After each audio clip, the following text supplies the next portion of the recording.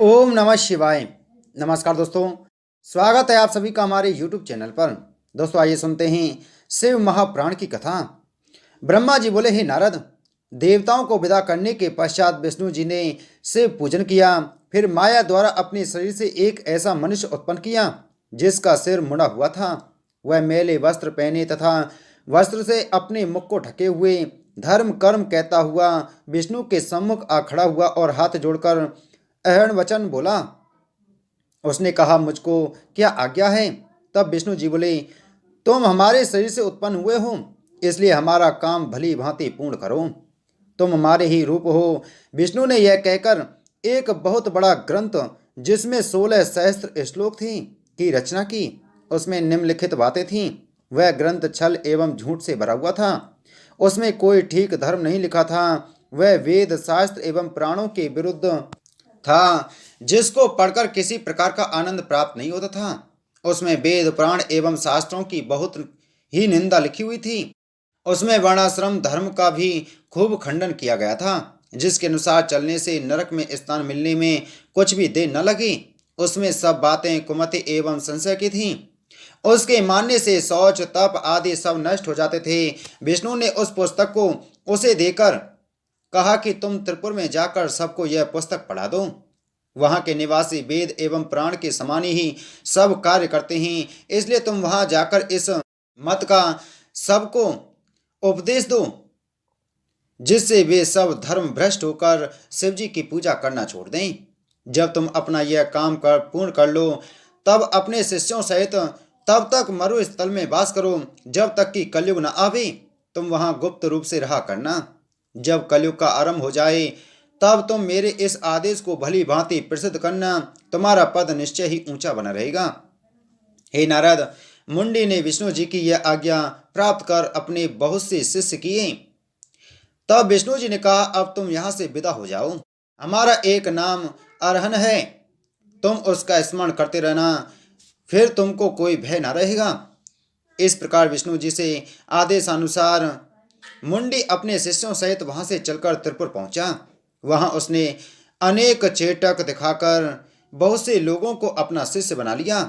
वहां ऐसा कोई भी न था जो मुंडी के पास जाकर शिष्य बने बिना अपना पुराना धर्म विश्वास लेकर घर लौट आवे। हे नारद, तुम भी शिव जी की लीला से मुंडी के शिष्य हुए, क्योंकि उसमें देवताओं का कार्य बनता था। फिर तुमने त्रिपुरासुर के पास जाकर मुंडी की ऐसी प्रशंसा की कि त्रिपुर भी मुंडी के शिष्य हो गए।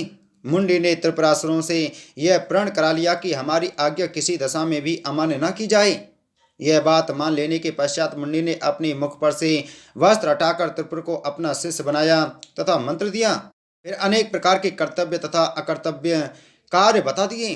त्रिपुरासुर के शिष्य बन जाने के पश्चात फिर ऐसा कोई भी व्यक्ति न रहा जो मुंडी का शिष्य न बना हो। ब्रह्मा जी बोले, हे नारद, त्रिपुर को चेला बनाने के पश्चात मुंडी ने उन्हें कई आदेश देते हुए कहा, हे त्रिपुर, हमारा मत सब मतों से उत्तम है, जिसको नारद ने भी माना है। इस मत के ये मार्ग हैं कि यह संसार असाध्य है, इसका आदि अंत कुछ भी नहीं, ना तो इसका कोई कर्ता ही है और न बनाने वाला ही। सनातन से यह इसी प्रकार चला आ रहा है। समय आने पर यह स्वयं ही प्रकट होता है तथा इसी प्रकार समय अनुसार अदृश्य हो जाता है। समय पाकर ही अच्छा बुरा कार्य हो जाता है। ब्रह्मा से लेकर घास मिट्टी तक जितने प्राणी हैं, वे सब मृत्यु के समान हैं। जीव ही ईश्वर है जो अपने इस शरीर में वर्तमान है। इसके अतिरिक्त संसार का कोई और स्वामी नहीं है। ब्रह्मा आदि जो देवता बहुत प्राचीन हैं, वे भी अमर नहीं हैं। वे सब मृत्यु के बस में हैं। इसमें से कोई तो विलंब में तथा कोई शीघ्र मरता है, परंतु सबकी मृत्यु निश्चित है। यह निश्चित है कि समस्त शरीरधारी नष्ट हो जाएंगे। वे दुख सुख भोग कर पुनः जन्म लेंगे। समस्त जीव एक ही समान बराबरी का पद रखते हैं। उसमें ना तो कोई छोटा है ना कोई बड़ा। भोग एवं भोजन आदि समस्त कार्यों में सब समान हैं। सवारी चाहे किसी प्रकार की हो, समान है। जिस प्रकार हम मृत्यु का भय करते हैं, उसी प्रकार ब्रह्मा विष्णु एवं महेश को भी मृत्यु का भय है। समय के चक्र से कोई न बचेगा। इसलिए हे त्रिपुर, तुम यह सत्य जानो कि हम में तथा उनमें कुछ बड़ाई छोटाई नहीं है। हम सब ही समान हैं। इसी प्रकार जाति की बड़ाई छोटाई का विवाद है। वेद एवं शास्त्र आदि सब झूठे तथा निष्फल हैं। केवल सब धर्मों से उत्तम धर्म हिंसा का त्याग कर अहिंसा का अपनाना है। उससे बढ़कर दूसरा कोई और धर्म नहीं है। दूसरों को दुख पहुंचाने से बड़ा पाप संसार में कोई और नहीं है। हे त्रिपुर, 4 प्रकार के दान सब दानों में सबसे बड़े हैं। एक रोगी को औषध देना, दूसरा भयभीत को अपनी शरण में लेकर अभय दान देना, तीसरा भूखों को भोजन कराना और चौथा विद्यार्थी को विद्या दान देना। शरीर को उत्तम औषधों से आरोग्य बनाए रखना चाहिए। नरक तथा स्वर्ग इसी संसार में ही। जहाँ आनंद प्राप्त होता है वह सब स्वर्ग है तथा जहाँ दुख मिलता है वही नरक है। दुखों से वासना रहित मुक्त हो जाना ही परम मोक्ष है। वेदों ने प्रवृत्ति एवं निवृत्ति के 2 मार्ग कहे हैं। उनका तात्पर्य यह है कि जीवों को दुख पहुंचाना प्रवृत्ति धर्म है तथा उन पर दया एवं कृपा रखना निवृत्ति धर्म है। जो जीवों को मारकर तथा तिल यव एवं घृत अग्नि में डालकर स्वर्ग प्राप्त की इच्छा रखते हैं वह उनकी सबसे बड़ी मूर्खता है। हे नारद, इस प्रकार मुंडी ने त्रिपुर को अपने धर्म के विषय में बताया। जिसको त्रिपुरासुरों ने ठीक समझा तब वे सब अपने नए गुरु की आज्ञा अनुसार पुराने मत को छोड़ नए मत में प्रवृत्त हुए। फिर मुंडी ने अपने मत की आज्ञा सुनाते हुए कहा, हे त्रिपुर, जब तक मृत्यु न आवे तब तक आनंद पूर्वक खूब मौज से विहार करो। यदि कोई भिक्षुक या याचक कोई वस्तु मांगे तथा उसको वह वस्तु न दी जाए, अथवा यदि कोई भिखारी अपना मनोरथ पूर्ण किए बिना लौट आए तो उस न देने वाले का सब धन द्रव्य नष्ट हो जाता है। अपने शरीर का जो गीदड़ तथा कुत्ते आदि के ग्रास से अधिक नहीं, कोई भी लोभ या मोह नहीं करना चाहिए। मृत्यु के पश्चात जिस शरीर को कीड़े आदि खा डालेंगे उसी शरीर के भोग के लिए इतनी सामग्री एकत्रित करना व्यर्थ ही है। देखो, जब ब्रह्मा आदि ने परस्पर एक दूसरे की संतान से विवाह कर लिया तब तो उनका धर्म उसी प्रकार बना रहा, परंतु अन्य लोगों के लिए गोत्र में विवाह करना बहुत बड़ा पाप ठहराया गया है और 4 वर्ण बनाकर 4 भाइयों के अलग अलग वर्ण कहे गए हैं। यह बुद्धि के विरुद्ध बात है। तुमको यही उचित है कि सबके साथ बराबर का व्यवहार रखो। हे नारद, सब असुर इसी प्रकार की अनेक बातें सुनकर वेद के विरुद्ध हो गए और सब स्त्रियां पातिव्रत धर्म त्याग स्वतंत्र एवं कुफत गामिनी हो गईं।